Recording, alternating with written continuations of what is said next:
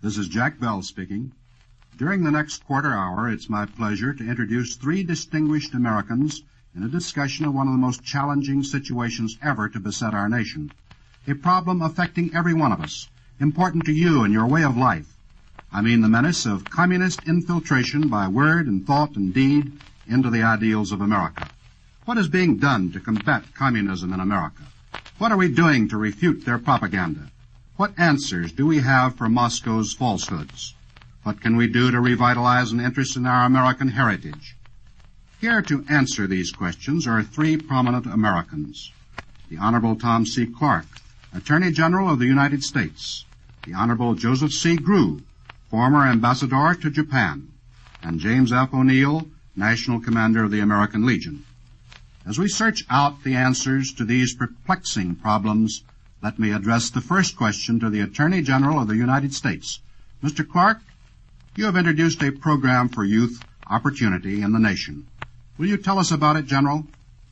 Well, Jack, you and I being Texans together fully realize that the future of America and of the world is in the hands of our youths of today. No American boy or girl is unimportant to this nation's welfare. The communists know, as did Hitler, that if they get the children today, they will have the nation of tomorrow. A youth opportunity program is designed for the happy, wholesome, healthy growth of all children. Every community in our land can have a program of its own, through which the spirit of good sportsmanship and fair play is developed. Such a program has a twofold purpose. First, it provides worthwhile things for youth to do, keeping his hands and his mind occupied so that he will not have time to find any incentive to run afoul of the law. Second, by participating in healthy, wholesome pastimes, he will be so imbued with the spirit of our American way of life that he will naturally shun wicked ideologies, such as communism. Mr. Bell, we all recognize, and we recognize it most clearly, I think, that the home, the school, and the church play the major role in the growth and the development of our youth. A recreational program for teenagers merely implements the work of these three great institutions. I do hope that every locality in our glorious nation will create a constructive program for youth opportunity. Thank you, Mr. Attorney General. Certainly there is no better investment than in the welfare of our youth. And while on that subject, I'd like to direct a question to Commander O'Neill. Commander, the American Legion has been active in these fields. Exactly what are your programs? What are they intended to accomplish? And how do they tie in with those advanced by General Clark? Mr. Bell, we concur with the Attorney General. A healthy youngster will make a healthy American. 1 million boys are enrolled in our junior baseball program in 1948. This endeavor has been in operation since 1926, and during that time more than 10 million youngsters, all under 17, have taken part. We have two other youth participation programs which have attracted nationwide attention. The oratorical contest. 256,000 boys and girls competed last year discussing the Constitution and the Bill of Rights. And Boys State, in which 20,000 youngsters learn the art of government by electing their own governors and other officials in yearly encampments. Thank you, Commander O'Neill. We have now covered the matter of warding off foreign influences which would infiltrate our youth ranks. Before we move into the discussion of the dangers of infiltration into our adult class, let's go back for a moment. Mr. Grew, you are a gentleman schooled in the importance of a strong and undivided nation. A veteran in our foreign service, you were ambassador to Japan at the time of the vicious attack at Pearl Harbor. Mr. Grew, how grave do you consider the communist menace on our domestic scene today? Well, Mr. Bell, I gather that you want me to use my experience and observation abroad as a sort of yardstick to measure what is happening at home. We'd better use our own measuring rods. I have complete faith in the ultimate wisdom of the American people and in their determination and ability to control subversive elements within our gates, because our people and our institutions and our thinking are fundamentally healthy and sound. We weathered a great many serious crises during our comparatively short existence, and I personally have no doubt whatever we shall successfully cope with whatever troubles may face us in future. But only if, and this is a great big if, only if we keep awake. The majority of our people went to sleep in the years before Pearl Harbor. Many of our people are asleep today, refusing to recognize the fact that dangerous termites are constantly busy in their underground efforts to destroy the very foundations of our democratic way of life. Their activities must be effectively met and effectively dealt with. Now to answer your question, how serious do I consider the situation in our country?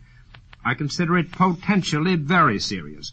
Unless our people keep wide awake, it can become actively serious. The American Legion, in close cooperation with the Department of Justice, is doing a splendidly constructive and patriotic job in publicly fighting subversion.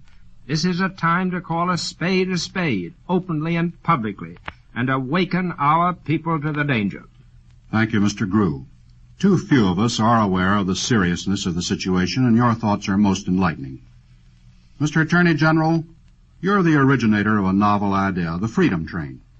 This train has been touring the country for several months, bringing into the communities of America the priceless documents which record the birth of America and launch the noblest experiment conceived by mankind.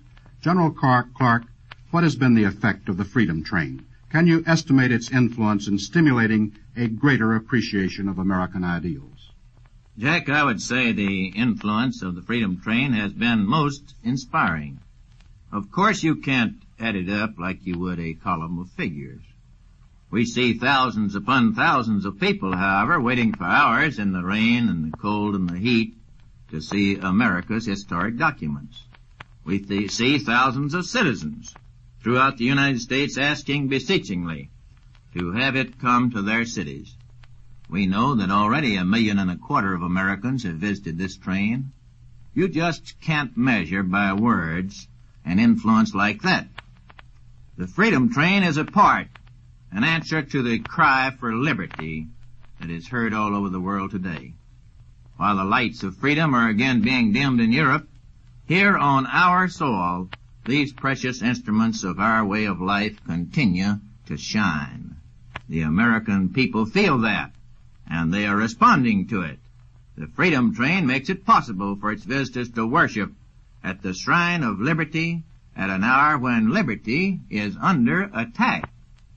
In addition to the 1.25 million men, women, and children who have visited the shrine on wheels, more than 10 million have participated in associated ceremonies in the various cities where the train is built. Yes, Mr. Bell, the train has been an instrument by which millions of our people have rededicated themselves to Americanism, freedom's savior. Mr. Grew, your name enjoys prominence in every American home today.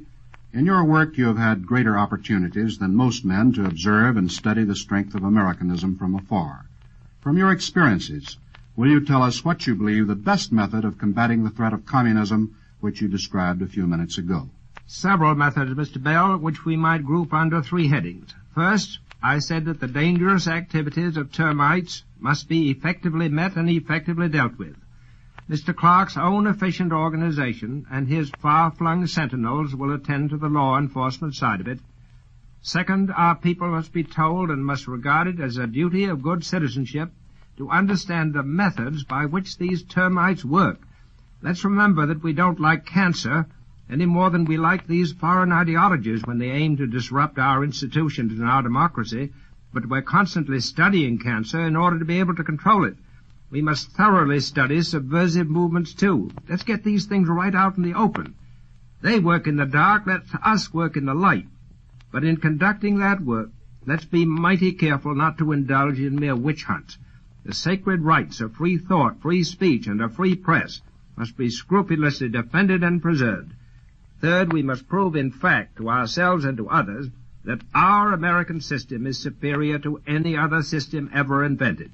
That's the best argument I know of to combat the termites and all their works. Thank you, Mr. Grew. Now, Commander O'Neill, I understand the American Legion has an innovation in the way of advancing Americanism, or conversely, repelling communism and similar alien philosophies. Will you explain that program, please? Yes, Mr. Bell. We believe that if democracy can't stand the test of comparison with communism, it doesn't deserve to prevail. But we want to make sure that the test is applied fairly. We have prepared freedom booklets, pamphlets for distribution to millions of Americans, emphasizing the blessings of America, giving data to the recipients to enable them to offset communist propaganda, insinuations, and just plain lies. Our American people must know what makes America tick. We intend to arm them with that type of information. These booklets are prepared for distribution on a monthly basis. They will be sent into the homes of the people in America every 30 days.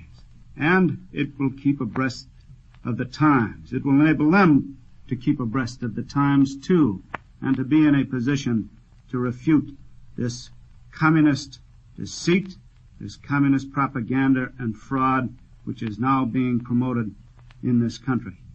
Mr. Attorney General, what do you think of this program? Mr. Commander, I strongly commend the American Legion's educational program and you for putting it into effect. It will give all Americans a better understanding of the basic structure of our government. And now, Commander O'Neill, when will this American Legion Freedom Booklet campaign start? And how many booklets will be distributed? Well, Mr. Attorney General, this program will start within 4 weeks. It will continue for at least 12 months. More than 20 million will be distributed. Eventually, we hope to be able to make these available for 10 million homes each month. And what is your opinion, Mr. Grew? Commander O'Neill, I wholeheartedly endorse this program. It's all a matter of education. Bring these truths into the homes, the churches, the schools. The facts will speak for themselves once the people thoroughly understand them. Remember that American thinking is fundamentally sound. In carrying out this enlightened educational program, the American Legion can accomplish a great patriotic job and will earn the deep appreciation of a grateful nation. Commander O'Neill, will you tell us about the subscription procedure? Well, Mr. Bell, the subscription plan will enable any person in America to participate. If anyone is interested, they may contact our headquarters at 77737 North Meridian Street, Indianapolis, Indiana, for details.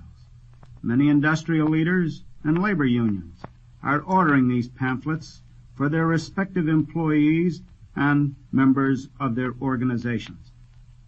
Thank you, Commander O'Neill. You've just heard 3 distinguished Americans in a discussion of steps being taken in America today to combat the communist infiltration of American institutions and the measures underway to revitalize an interest in our American heritage. Appearing on the program were Attorney General Tom C. Clark, former Ambassador to Japan Joseph C. Grew, and James F. O'Neill, National Commander of the American Legion. This is Jack Bell speaking. This transcribed program was presented under the auspices of the American Legion, which urges your decision now to count your dividends from democracy.